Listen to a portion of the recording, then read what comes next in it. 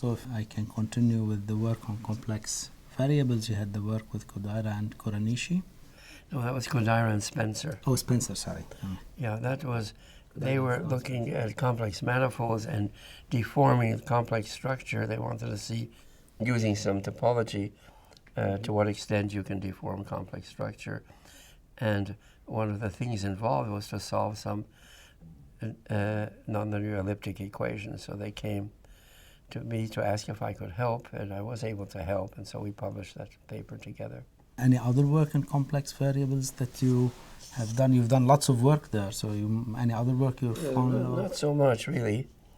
In connection with the Levy example, where an equation that had no solution for any right-hand side, François Trèves and I then looked at the more general question for higher order partial differential operator and postulated some condition which we thought was necessary and sufficient.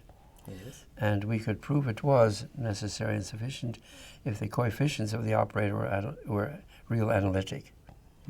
Then the C infinity case for sufficiency was done by Beals and Pfefferman. But we had also formulated it for so-called pseudo-differential operators. And for that condition was slightly different.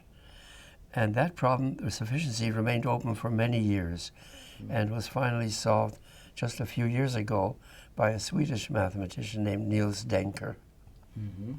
Rather elaborate proof. All of these problems seem to be very difficult. Well, mathematics is difficult. It's not an easy field. Though I love simple problems.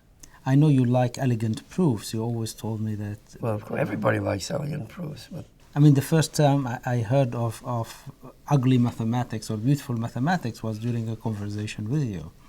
oh, That not many people characterize mathematics in this way.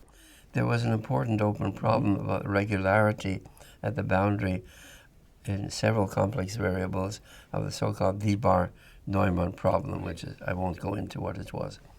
And this was solved by Joe Cohn, very beautiful and elegant proof.